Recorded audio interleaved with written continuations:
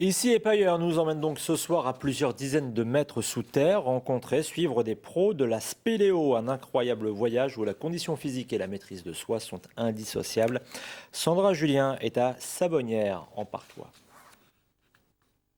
Bienvenue à Savonnières en Perthois. Pourquoi ici et pas ailleurs? Parce que nous allons faire un peu de spéléologie. Nous sommes accompagnés dans cette aventure par le comité marnais de spéléologie. Et vous verrez, c'est le côté sportif de la discipline que nous vous proposons de découvrir. Prêt Charlie? Prêt Polo? Prêt les gars? On y va. Allez, c'est maintenant.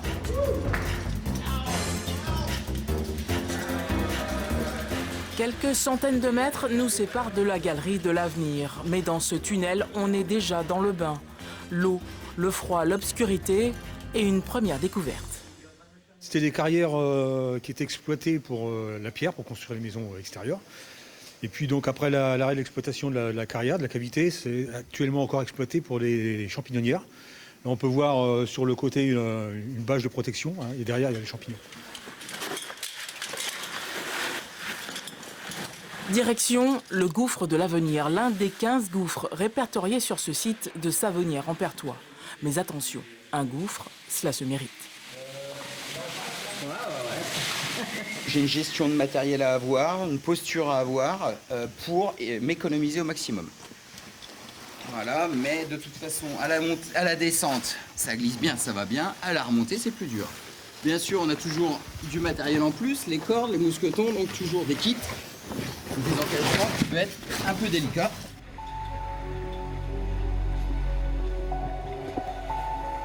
Ces hommes qui nous accompagnent sont pompiers. Le danger, ils connaissent, mais la difficulté aussi. Qu'ils mesurent 1,60 m ou 2 mètres, ils sont habitués à se faufiler dans ce genre de lieu. Passage étroit, élargissement, resserrement vertical, la mise en bouche vaut déjà son pesant d'or. Pour venir, on prend une corde et là, on va pouvoir, grâce à ce dispositif, descendre de 45 mètres, aller là où les gens ne vont pas. Voilà, donc ça c'est le défi. Notre record c'est moins 971 mètres, c'était le gouffre du Berger, et sur une durée de 37 heures. Donc comme je te parlais tout à l'heure, quand on fait des grosses sorties comme ça, on se protège contre le froid, l'hydratation, on boit beaucoup, on mange beaucoup, et il arrive qu'on dorme des fois quelques minutes sur les fractionnements, quelques minutes. Au bout d'1h30, le gouffre nous est enfin offert comme une immense œuvre d'art construite par la nature, et rien qu'elle.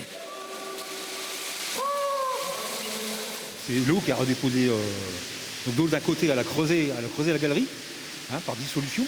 Et puis de l'autre côté, elle est venue remettre de la matière, ce qu'on appelle la calcite, hein, ce qui nous donne toute la partie concrétion, les stalactites, les stalagmites, les draperies, enfin tout ce qui est magnifique. Là, surtout le parcours qu'on vient de faire, vous avez pu remarquer, c'était magnifique, hein, l'eau a ciselé les parois, c'est très propre, c'est illuminé, c'est magnifique. Et ça bouge beaucoup, on voit les changements quand on y passe une fois comme ça de temps en temps? Non, ça évolue très peu, hein. Ça met des milliers d'années à faire quelques centimètres. Il faut imaginer que l'eau dissout la roche, c'est pas un travail d'érosion, donc l'eau dissout la roche. Donc vous imaginez l'époque, hein, à l'échelle du temps, on verra pas, nous, on verra dans une vie, on verra pas l'évolution de la carrière. À 45 mètres sous terre, dans ce temple de pierre, c'est la pause. Nous partageons une soupe dans des bols improvisés, juste quelques minutes avant de repartir à l'assaut de la Grande Viaille. On est au fond du puits et maintenant il va falloir remonter, il y a au bas mot 30 mètres. Et 30 mètres qu'on va remonter comment, chef? Voilà mon basique, voilà mon bloqueur. 2 points, je suis en sécurité. Et puis que... 30 mètres de poussée ininterrompue et une seule envie, arriver au plus vite là-haut. Seulement voilà, la nature va un peu ralentir notre progression. Dans ces fractures, elle laisse très peu de place à l'homme. Ça va y aller mon polo, un peu vers... Mais si, ça va y aller. Le plus dur, tu vas le passer là. Tu passes le buffet, c'est 10 cm et c'est bon. C'est un milieu où, voilà, où on est toujours en effort constant. Pour pousser vos limites. En fait, on fait travailler énormément le mental, parce que le physique est toujours présent, mais quand on a froid, lors d'une petite pause, faut repartir également. On ne peut pas se laisser 1 heure de temps sans activité. Vas-y, tire dessus. Allez, on y va. Et quel plaisir de sortir enfin, presque une renaissance.